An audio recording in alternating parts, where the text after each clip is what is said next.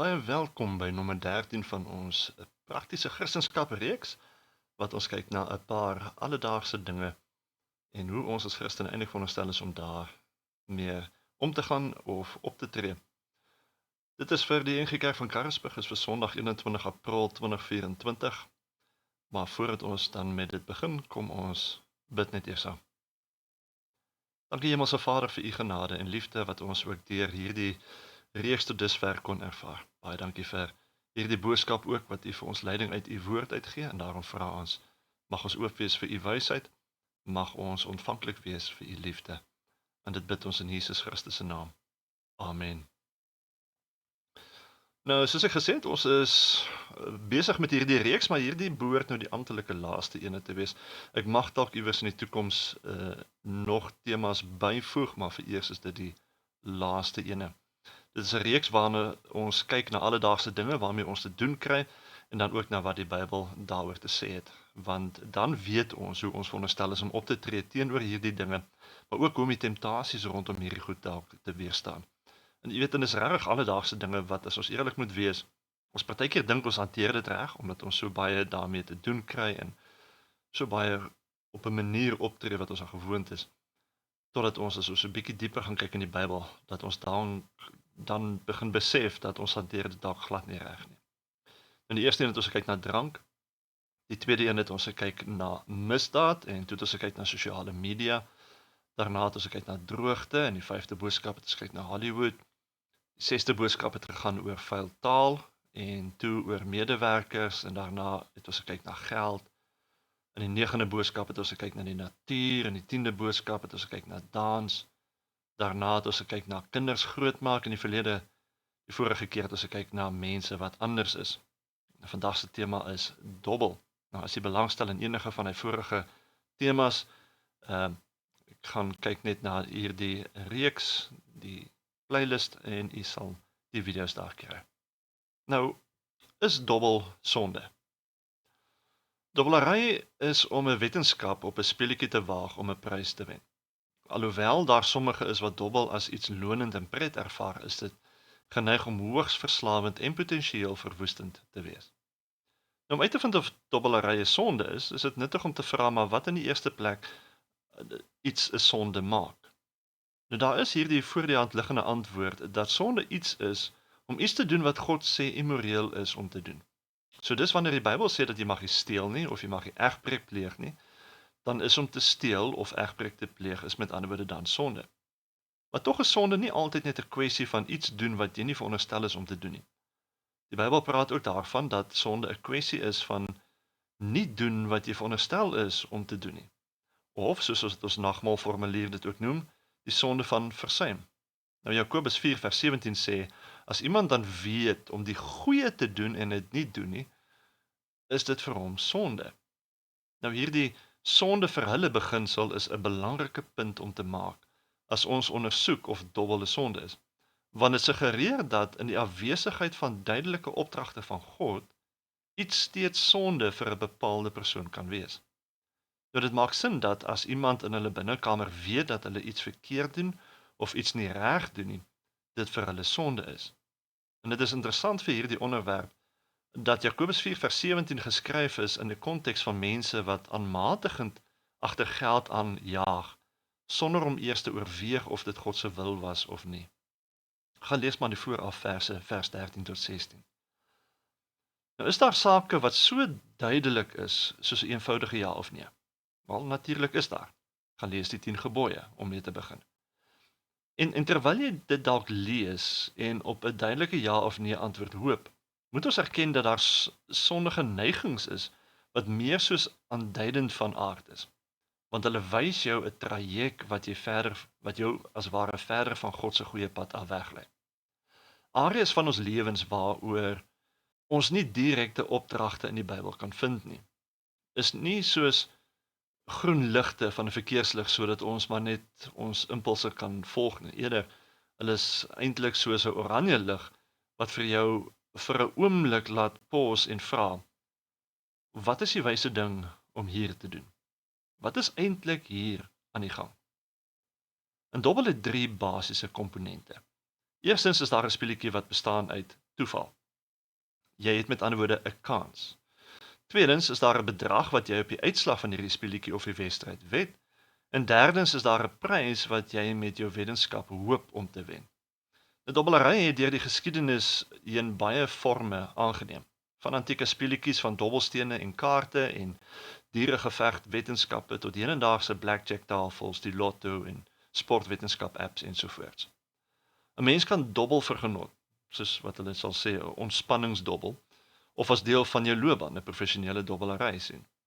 Maar selfs dobbelentoesiaste erken gewoonlik dat daar 'n paar gevaarlike lyne oorgesteek kan word. Probleemdobbel wat 'n persoon aanhou selfs met vernietigende gevolge en dan ook dobbelverslaaning wat erken word as 'n verslawing in die 5de uitgawe van die diagnostiese en statistiese handleiding van geestesversteurings. Nou Dr. Timothy Thong van die UCLA dobbelstudieprogram skryf oor dobbelverslawing wat hy sê ons weet sonder twyfel dat dit 'n werklike breinsiekte is. Daar is breinveranderinge wat verduidelik hoekom mense nie kan ophou nie. Nou dit is waarskynlik 'n bietjie gestretch om te sê dat daar deur die Bybel verwys word na dobbelary. Dit is waar dat mense loetjies gewerp het wat 'n toevalsgebaseerde manier was om besluite te neem, soos die opslaan van 'n muntstuk byvoorbeeld.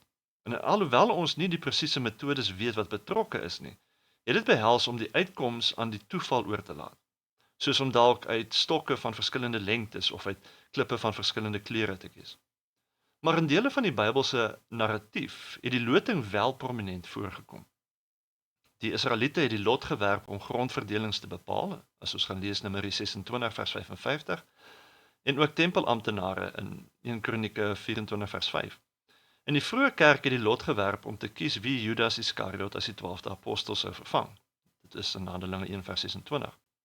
Maar in hierdie gevalle weet ons dat hulle vir God gevra het om die uitkoms te bepaal.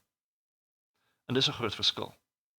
Hier gaan dit nie oor die najaag van geld wat jy hopelik kan kry nie, maar jy vra vir God om jou te help om 'n keuse te maak.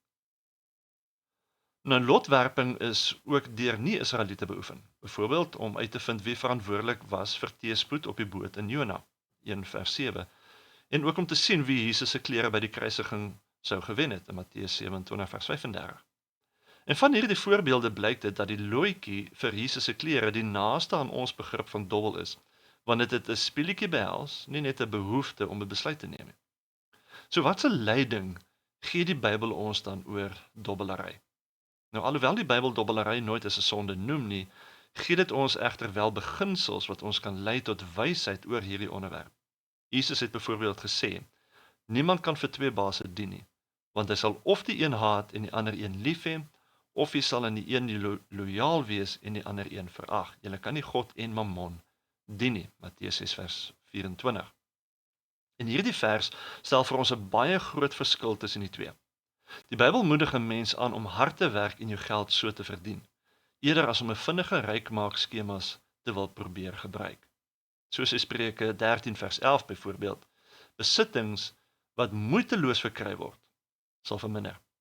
Maar wie met die hand bymekaar maak, vermeerder dit.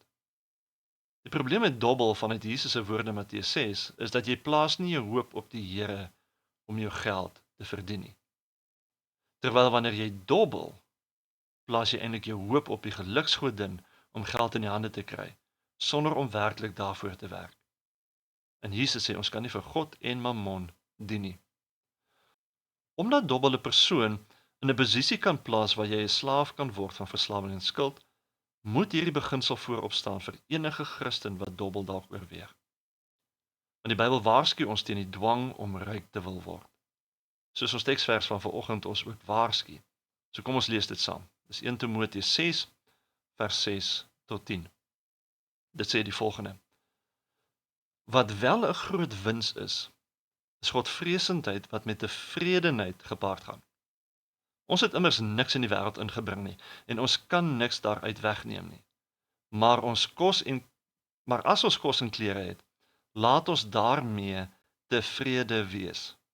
Wie ryk wil wees, val in versoeking en 'n struik en baie dwaase en skadelike begeertes wat mense meesleer na ondergang en vernietiging.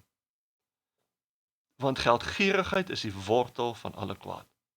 Die hinkering na rykdom het sommige mense laat afdwaal van die geloof en hulle het hulle self met baie smarte deurboor. So sien die oorsprong van dobbel is geldgierigheid.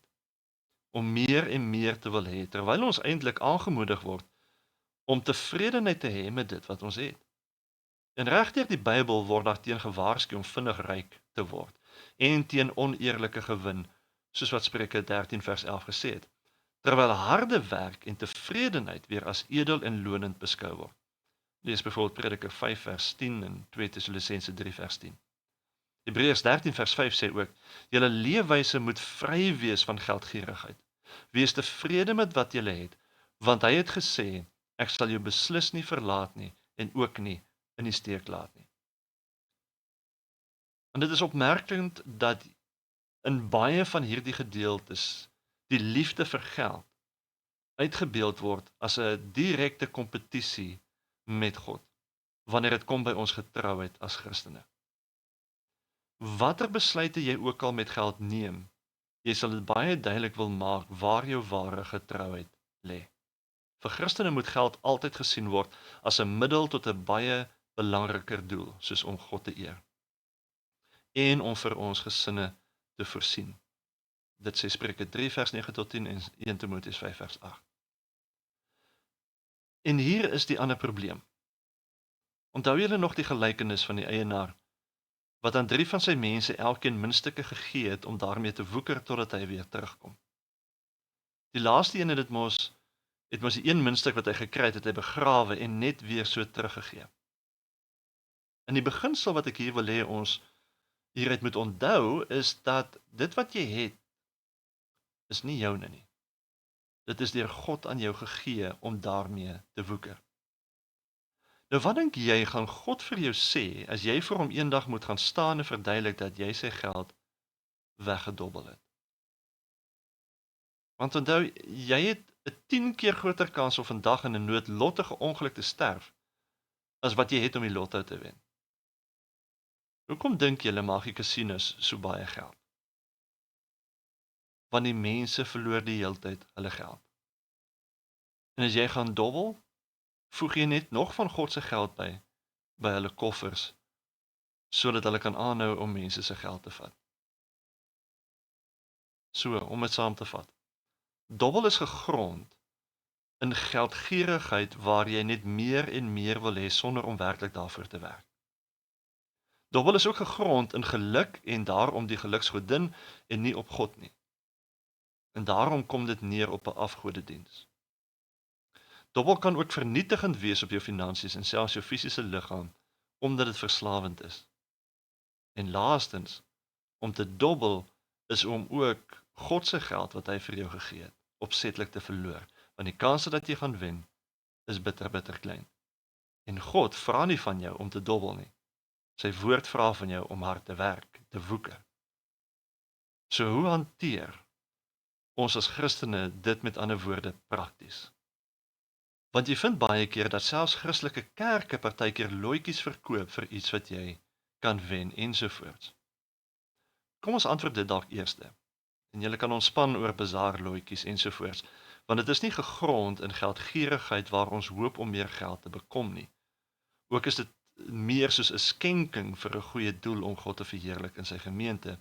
So dis nie dieselfde soos om jou geld weg te dobbel nie. Nou om deesdae te dobbel raak net soveel makliker as ons kyk na die TV hoe Betway en Lotto Star en sulke goed geadverteer word.